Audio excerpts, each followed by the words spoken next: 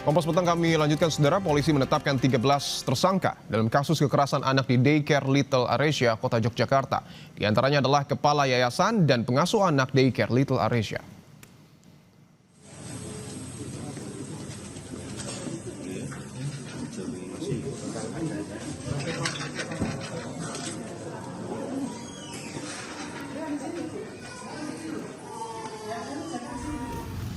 Polisi memastikan penetapan 13 tersangka telah berdasarkan temuan fakta di lapangan dan keterangan para saksi usai menggerebek Daycare Little Aresia pada Jumat lalu.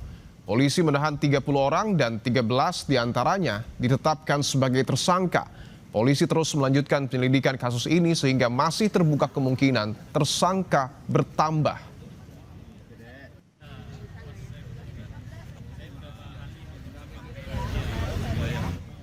Keterangan juga dari berbagai pihak, termasuk juga keterangan dari yang diamankan ya, 13 tersangka, dan nanti akan langsung ditahan. Nanti ini bisa berkembang lagi, tergantung nanti proses pengembangan dan mungkin ada keterangan-keterangan tambahan dari 13 yang saat ini sudah diamankan oleh Polresta Yogyakarta. Wali Kota Yogyakarta Hasto Wardoyo mengungkap Daycare Little Aresia tak punya izin beroperasi. Peristiwa ini jadi evaluasi pemerintah Kota Yogyakarta untuk menyisir seluruh rumah penitipan anak di Kota Yogyakarta. Pemkot Yogyakarta juga telah berkoordinasi dengan KPAI dan Polresta Yogyakarta untuk memberikan pendampingan psikologis bagi orang tua dan khususnya anak-anak yang menjadi korban. Evaluasi terkait ya, kami akan men-sweeping semua tempat-tempat yang menyelenggarakan penitipan anak di Kota Jakarta, karena seperti yang kemarin terjadi itu kan tidak ada izin, belum ada, hanya ada yayasannya tapi tidak ada izin sebagai TPA, izin sebagai PAUD atau TK itu tidak ada izin. Daycare atau tempat penitipan yang seharusnya jadi ruang aman bagi anak-anak berubah menjadi sumber kekerasan. Peristiwa ini terjadi di Daycare Little Aresia di Umbul Harjo, Yogyakarta. Jumat lalu, polisi menggerebek Daycare Little Aresia atas permintaan sejumlah orang tua yang curiga buah hati mereka mengalami kekerasan di tempat penitipan tersebut. Salah satunya orang tua korban yang menemukan dugaan bekas kekerasan pada tubuh anaknya. Anaknya pun tak lagi mau kembali ke daycare, tapi enggan mengungkapkan alasannya. Kok ini ada biru 2 di sebelah sini, sama di sebelah mana gitu kan, ada 2 pokoknya. Itu kan terus habis itu, adik kenapa? Enggak apa-apa gitu. Tapi setelah itu kan, anak itu nangis, nggak mau sekolah lagi, kenapa? Sementara orang tua lainnya yang telah menitipkan anaknya di Daycare Little Aresia lebih dari 2 tahun belakangan menemukan sejumlah laporan janggal. Kecurigaan itu muncul saat pihak daycare beberapa kali mengirim foto luka-luka pada anaknya, tapi mengklaim luka itu berasal dari rumah, bukan dari daycare. Kita antar ke penitipan, selang berapa jam itu kami dapat report foto punggung anak saya itu ada goresan, kemudian bibirnya ada luka. Nah, dia menginfokan bahwa Bun ini luka dari rumah ya, ibu yang lain yang menitipkan sana lukanya sama di tempat yang sama, ada kesamaan luka yang berarti ini ada luka karena sudah pas di sana. Setelah kasus ini terungkap, para orang tua korban datang ke Polresta Yogyakarta menuntut keadilan atas kekerasan terhadap buah hati mereka. Polisi mengidentifikasi 53 anak jadi korban kekerasan dari total 103 anak yang dititipkan di Daycare Little Aresia. Sebagian besar korban masih berusia di bawah atau sekitar 2 tahun. Polisi menemukan dugaan penganiayaan fisik dan penelantaran oleh oknum pengasuh yang diduga terjadi lebih dari 1 tahun. Jadi itu kan ada beda-beda Mas ya. Ada yang umur dari 1 sampai 0 sampai 3 bulan, itu berbeda-beda itu. Tapi kalau jumlah semua kita lihat itu 103. Tapi kalau untuk yang kita lihat ada tindakan kekerasannya itu sekitar 53 orang. Kini polisi masih menyelidiki lebih dalam kasus kekerasan anak di daycare Little Aresya, Yogyakarta, dan tak menutup kemungkinan ada penambahan tersangka. Kasus ini menambah bukti anak-anak belum sepenuhnya aman di ruang yang seharusnya menjadi tempat bermain, belajar, dan tumbuh berkembang. Tim Liputan, Kompas TV. 53 anak jadi korban kekerasan di daycare Little Aresya di Yogyakarta. Bagaimana pemerintah memastikan pengusutan kasus ini tuntas dan menciptakan ruang lebih aman bagi anak-anak di tempat penitipan? Kita bahas bersama anggota Kompolnas Irjen Purnawirawan Ida Utari Purnamasari dan Asisten Deputi Koordinasi Pelaksanaan Kebijakan Pemenuhan Hak Anak Wilayah 2 Kementerian PPPA Eko Novi Arianti. Bu Ida, Bu Novi, selamat petang semua. Selamat petang. Baik, saya ingin ke Bu Ida terlebih dahulu. Tentu Kompolnas mengikuti proses penyelidikan ataupun proses hukum yang tengah berjalan. Apakah Kompolnas memiliki informasi terbaru, Bu, terkait pendalaman kasus ini? Ya, terima kasih.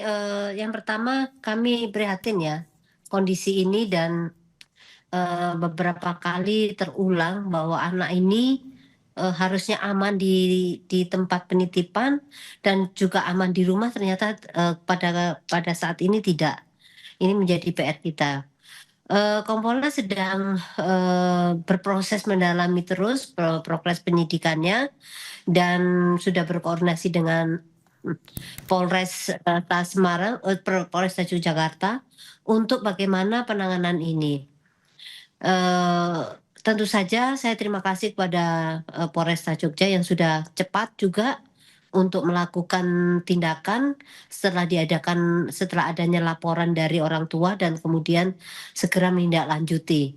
Mari saya berharap juga bahwa ini bisa dikembangkan bagaimana bukan hanya masalah hukumnya, bagaimana jenjang pengawasannya dari mereka itu siapa yang bertanggung jawab ini sebenarnya. Yang harusnya di situ kan ada strukturnya.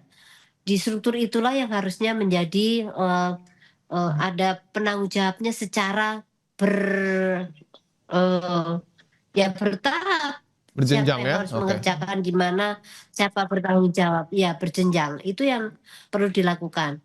Sampai hari ini kami masih komunikasi dengan Polresta, Pak, Mas, untuk bagaimana pelaksanaan penyidikan selanjutnya. Mudah-mudahan ini segera terungkap dan semua pihak aware bahwa ini ada masalah besar yang harus ditangani bersama. Itu. Baik, saya ingin ke Bu Novi, dari Kementerian PPPA sendiri ataupun kedeputian Anda, apakah memiliki informasi terbaru terkait temuan penyelidikan ataupun pendalaman kasus ini, Bu? Karena informasi yang saya dapat bahkan ada ruangan 3 x 3 meter diisi oleh 20 anak. Ya, kalau dari kami memang selama ini koordinasinya dengan teman-teman dari Dinas Pengampu PPPA Kota Yogyakarta ya, Pak. Jadi memang yang dilakukan oleh teman-teman dari Dinas Pengampu PPPA Kota Yogyakarta, karena memang kewenangan masih masuk dalam kewenangan Kota Yogyakarta. Nah, memang yang dilakukan oleh teman-teman Kota Yogyakarta adalah mereka memberikan pendampingan, lebih pada memberikan pendampingan secara psikis kepada anak-anak yang menjadi korban dan juga memberikan akses kepada orang tua untuk bisa melaporkan bila anak-anaknya ini menjadi korban kekerasan, karena apapun dampak dari kekerasan ini akan berdampak secara psikis dalam jangka panjang, sehingga pemulihan secara psikis ini menjadi sangat penting dilakukan oleh teman-teman dari Dinas Pengampu PPPA Kota Yogyakarta dan UPTD PPA, sehingga ini menjadi prioritas utama yang memang dilakukan oleh Dinas Pengampu PPPA Kota Yogyakarta dan UPTD PPA Kota Yogyakarta, sehingga mereka menerima masukan-masukan dari orang tua terkait dengan siapa yang akan didampingi untuk kasus-kasus kekerasan terhadap anak, khususnya untuk anaknya, karena ini akan berdampak sangat panjang, dan mereka menjamin kerahasiaan orang tua yang melaporkan kasus ini kepada UPTD PPA. Itu sih yang dilakukan. Menarik, Bu Novi, bahwa kita tahu ada 103 anak yang diduga menjadi korban, 53 diantaranya mengalami kekerasan fisik. Dan daycare ini beroperasi tanpa izin. Bagaimana sesungguhnya pengawasan yang terjadi di daerah, Bu Novi? Ya, Kementerian PPPA sebetulnya tidak memiliki kewenangan untuk melakukan pengawasan karena perizinan daycare ini memang sebetulnya kami terima informasinya adalah daycare ini tidak berizin dan KPPPA sebetulnya perizinan ini tidak berada di ranahnya KPPPA. Tusi KPPPA adalah melakukan standarisasi terhadap daycare. Jadi kami memiliki melakukan pendampingan dan melakukan standarisasi terhadap daycare yang memastikan daycare itu ramah anak. Sehingga kemudian inilah yang kemudian bisa diawasi atau dipantau oleh Kementerian PPPA.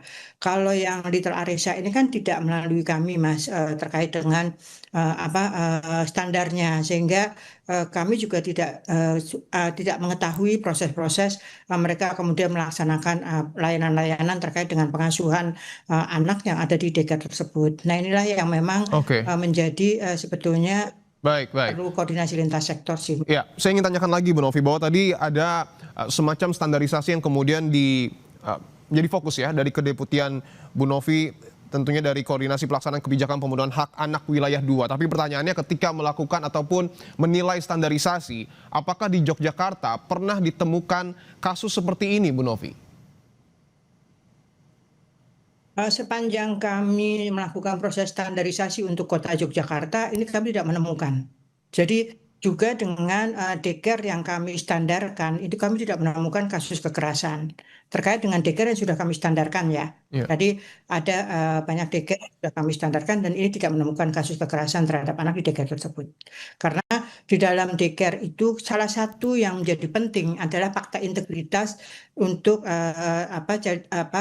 keamanan untuk anak. Jadi perlindungan anak itu menjadi sangat penting, memastikan anak tidak mengalami kekerasan di daycare itu. Itu menjadi fakta integritas bagi pengelola dan pengasuh di daycare tersebut. Itu Pak, seperti itu. Oke, saya ingin ke Bu Ida bahwa yang tentu harus dicari dan juga didalami adalah soal pengawasan karena daycare ini beroperasi tanpa izin.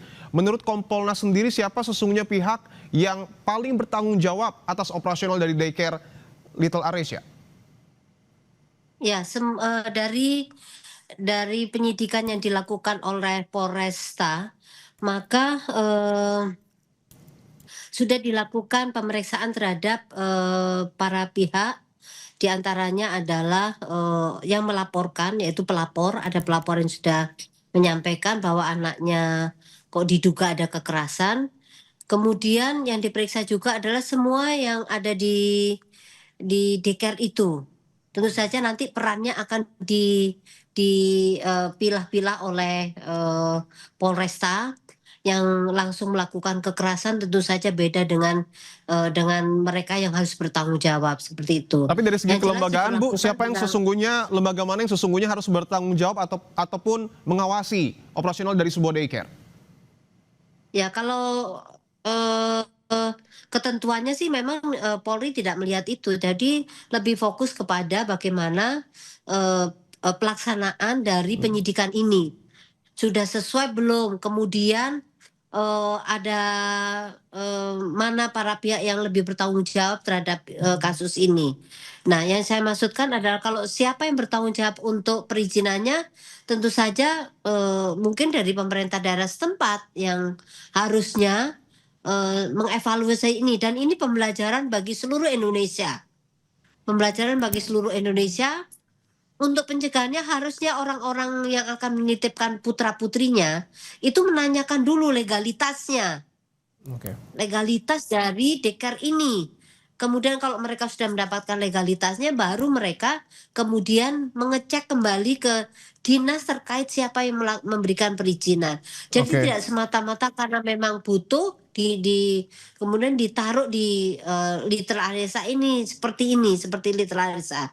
Saya yakin masih banyak di tempat lain yang belum berizin. Saya ingin dalami, Bu, soal perizinan yang tadi Bu Ida singgung bahwa daycare ini sudah beroperasi, korbannya diduga mencapai 103 anak, bahkan 53 terkonfirmasi mengalami kekerasan fisik dan diizinkan dalam tanda kutip beroperasi tanpa legalitas yang jelas. Apakah ini bisa disebut ada celah dalam proses perizinan khususnya yang dilakukan oleh pemerintah daerah?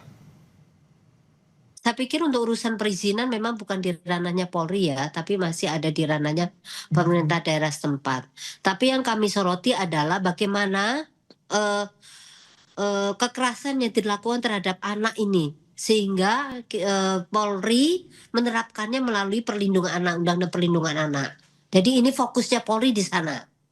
Makanya ini Oke. perlu rapat koordinasi di lingkungan Polda DIY, di pemerintah DIY, siapa yang harusnya berperan semua ini, bagi perannya bagaimana ini. Termasuk tadi disampaikan dari PPA, Kementerian PPPA, siapa yang harus mendampingi korbannya.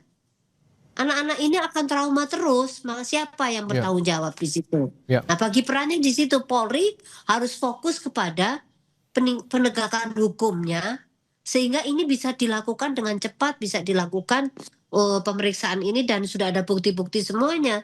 Oke. Tentu saja Polri, jaksa harus satu sinergi untuk menerapkan Undang-Undang Perlindungan Anak ini kepada para tersangka yang sudah ditetapkan oleh Polres. Oke, saya ingin ke Bu Novi. Seperti itu. Ya, saya ingin ke Bu Novi. Apakah Bu Novi sepakat bahwa yang seharusnya melakukan pengawasan terkait dengan operasional daycare ini adalah pemerintah daerah? Ya, sebetulnya karena perizinan kan memang diberikan oleh pemerintah daerah, tetapi memang ada kendala di pusat juga. Jadi perlu kebijakan pusat juga terkait dengan penyediaan daycare ini. Karena yang layanan pengasuhan sementara ini banyak yang mengampu. Jadi ada KPPPA, ada Kemenduk Bangga, ada Kemendikdasmen gitu kan. Nah, ini yang memang di pusat juga perlu dikolaborasikan bersama bagaimana mekanisme pengawasan yang dilakukan oleh pemerintah daerah, karena memang daycare ini kan lokasinya di daerah, di kabupaten kota kan biasanya, sehingga kewenangan dari kabupaten kota ini siapa yang akan melakukan pengawasan.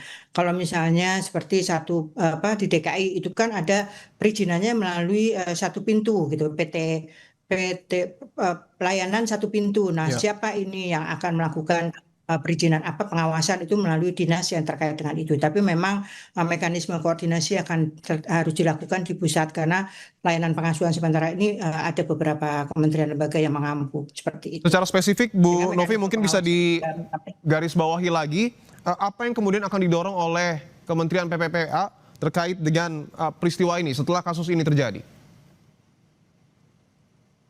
Ya, jadi memang ke depan mungkin kami akan berkoordinasi dengan kementerian lembaga yang memang memiliki fungsi layanan pengasuhan sementara lintas sektor. Jadi bagaimana tata kelola daycare ini perlu dibenahi bersama, Ya. khususnya untuk urusan izin dan pengawasan layanan, karena ini tersebar di beberapa kementerian. Dan juga edukasi, sebenarnya saya sepakat dengan Bu Ida tadi, edukasi bagaimana memilih daycare yang baik itu memang perlu kita berikan kepada masyarakat, dan ini juga tugas kami dari Kementerian PPPA untuk memberikan edukasi kepada masyarakat, karena kami sudah punya pedoman standar untuk taman asuh ramah anak seperti itu. Oke, artinya koordinasi di pusat ini akan ditingkatkan, tetapi kalau boleh kami ketahui, Bu, lintas lembaga mana saja yang kemudian nanti akan diajak untuk berkoordinasi, tentu kaitannya dengan tanggung jawab soal operasional daycare ini? Ya, ada KPPPA, Kemenduk Bangga dengan tamasya mereka, kemudian Kemendikdasmen dan juga Kemensos. Nanti kita akan kolaborasikan ini dan juga di bawah koordinasi dari Kemenko PMK, Pak. Karena Oke. Kemenko PMK lah yang membawa kementerian ini. Itu seperti itu, Pak. Oke, saya ingin ke Bu Ida bahwa tentu pihak yang nanti terbukti terlibat dalam kasus ini harus diberikan sanksi. Saya ingin tanyakan, sanksi apa yang kemungkinan akan diberikan, akan disematkan kepada terduga pelaku, dan apakah mungkin saja dikenakan sanksi ataupun pasal berlapis? Ya, begini. Sementara ini memang kan ini kasus ditangani unit PPA. Unit PPA di Polres. Mereka masih menerapkan untuk pasal perlindungan anak dengan pasal 77, 76, 77B, dan 76C. Di pasal-pasal itu memang masih ada unsur memperlakukan anak secara diskriminatif, kemudian ada juga penelantaran, kekerasan terhadap anak. Jadi masih itu yang diterapkan, dan tentu saja ada undang-undang tentang Undang-Undang Nomor 35 tahun 2014 itu tentang pelindungan anak, sebenarnya masih yang diperbarui tahun 2002, yaitu nomor 2. Kita masih fokusnya ke sana, dan ancaman hukumannya juga lumayan itu. Tentu saja ini yang akan difokuskan dari teman-teman di unit PPA, dan kondisi ini semakin menyadarkan kepada masyarakat bahwa unit PPA ini seyogyanya memang harus ada semua di seluruh Polres gitu, dan juga ada di Polda, seluruh Polda, karena kasus kekerasan terhadap anak maupun terhadap perempuan ini tidak pilih-pilih di tempat A atau tempat B, pasti ada di seluruh Indonesia. Makanya keberadaan mereka itu sangat penting di unit PPA ini, karena memang tugasnya itu. Baik, tentu pengawasan. Dan saya berharap juga perizinan ini tidak terlalu tidak berbelit-belit begitu, sehingga mungkin mereka merasa susah sekali melakukan perizinan. Tetapi yang paling penting adalah bagaimana menyiapkan perizinan ini yang saya setuju di satu pintu itu. Jadi tidak dari meja ke meja, tetapi di satu pintu. Itu mungkin lebih pasnya di situ. Baik, kami sudah tangkap poinnya. Tentu pengawasan dan juga izin ini menjadi kunci agar peristiwa serupa tidak kembali terulang. Terima kasih Ibu Ida dan juga Bu Novi telah bergabung di Kompas Petang.